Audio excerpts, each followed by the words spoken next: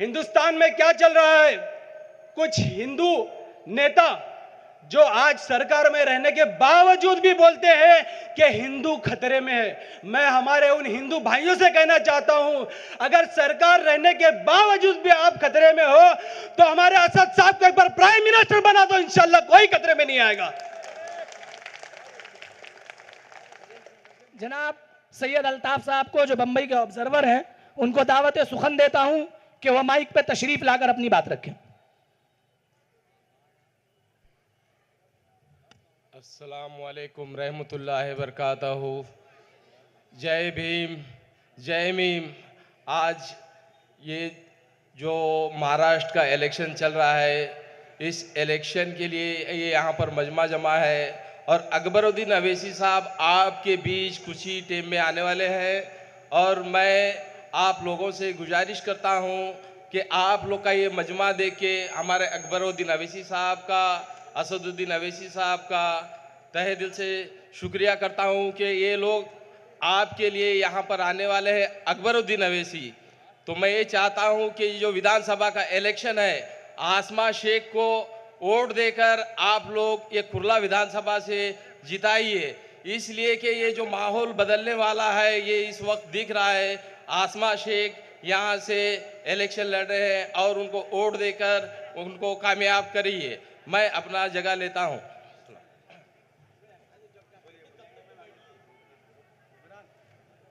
अब मैं जनाब इरफान खलीफा साहब, जो नॉर्थ मुंबई के AIMIM के ज़िला सदर हैं, उनको दावत देता हूं कि वो माइक पर तशरीफ लाए और अपनी बात रखें।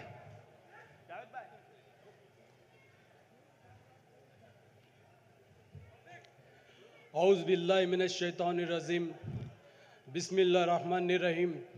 शह नशीं पे तशरीफ़ फरमा हमारी कुर्ला की कैंडिडेट आसमा आपा और हमारी मुंबई टीम और यहाँ पे बैठे हुए मेरे इज़्ज़तदारों, माँ बहनों और मेरे भाइयों, अस्सलामु अलैकुम रहमतुल्लाहि व बरकातुहू।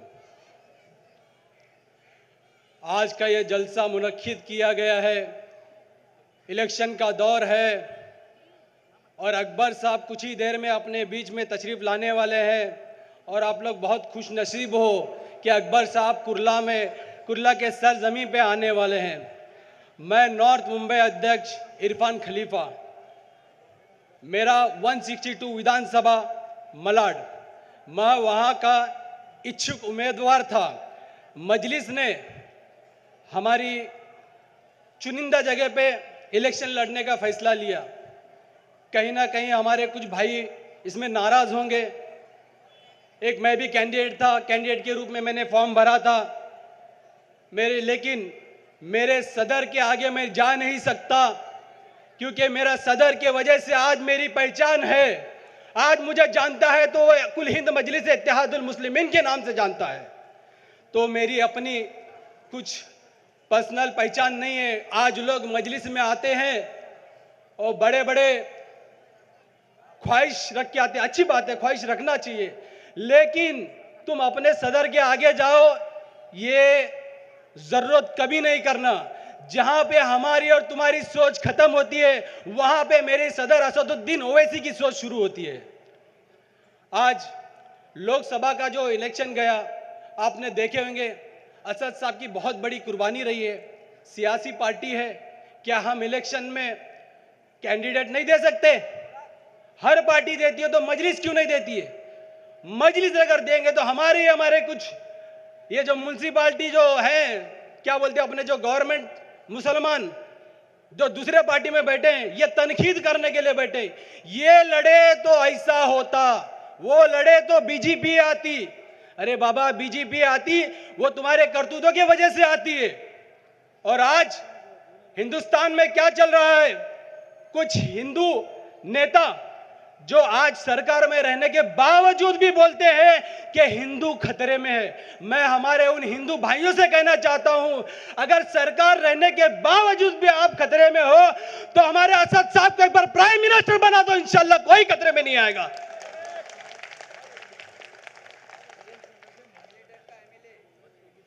इंशाल्लाह। तो मैं मेरे सदर अकबरुद्दीन ओवैसी को AK-47 के नाम से जाने जाते हैं। मैं खुद भी उन्हें सुनने आया हूं और आप भी उन्हें सुनने आए हैं। तो मैं सभी से गुहार लगाता हूं कि हम मुसलमान इतने बड़े हैं कि अपने एक कैंडिडेट को जिता के नहीं ला सकते। क्यों भाई, ये इतनी बड़ी सोच तुम मत रखो।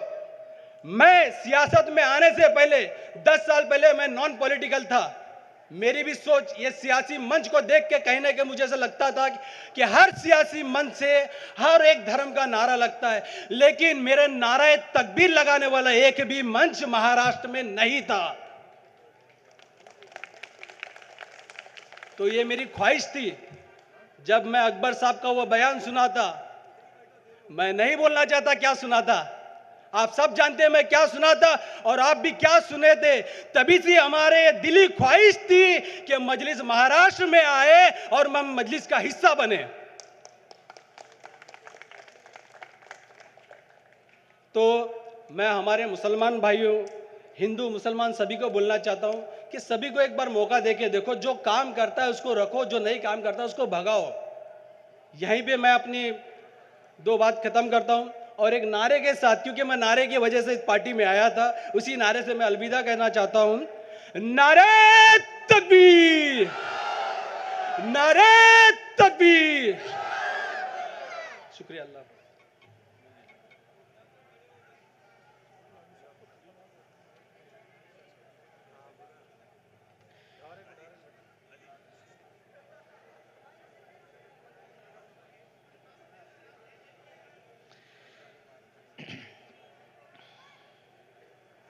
अब मैं जनाब मोहम्मद जानी मियाँ साहब जो हैदराबाद से चलकर यहाँ तशरीफ़ लाए हुए हैं, मैं उनको दावत देता हूँ कि वो आएँ और अपनी बात रखें।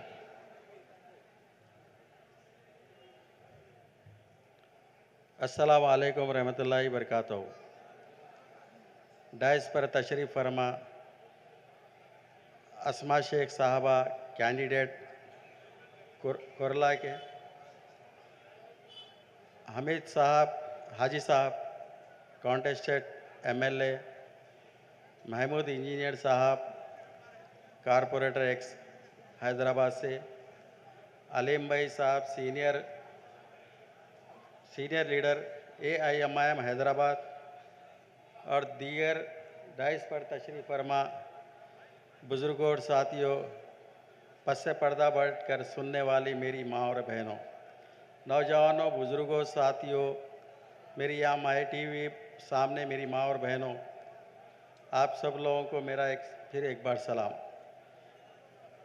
मैं यहाँ पर बहुत से मुक़र्रिरीन है, आपका टाइम ज़्यादा ना लेते हुए मैं यही कहूँगा कि हम लोग 2014 से हबीब मिल्लत अकबरुद्दीन ओवैसी साहब के साथ यहाँ पर जब एंट्री लिए थे, जब से हम कोशिश कर रहे हैं, और उससे पहले कम से कम एक 30 साल पहले हबीब मिल्लत और नकीब मिल्लत के वालिद अलहाज सुल्तान सलाहुद्दीन ओवैसी अलैहिर्रहमा ने यहाँ पर कारपोरेशन के इलेक्शंस में, दीगर इलेक्शंस में यहाँ पर हम लोग आए थे।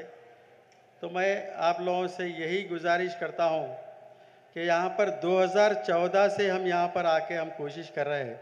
कुरला असम्बली हलका ऐसा है कि हमारे पास हैदराबाद के अंदर भी ऐसे कॉन्स्टिट्यूंसीज है जहाँ पर हमारे कैंडिडेट जीत के आते हैं। यहाँ पर हम लोग को तकलीफ़ यही हो रही कि हमेशा से जब भी आते हैं तो यहाँ पर सिर्फ आपस में लोग बटे हुए हैं, आपस में यही बोल देते हैं कि भाई उन्होंने ये बिका, उन्होंने वो बिका, ये खागा वो खागा, हम उनके ख़िलाफ़ है, हम उनके ख़िलाफ़ है, जाते नहीं।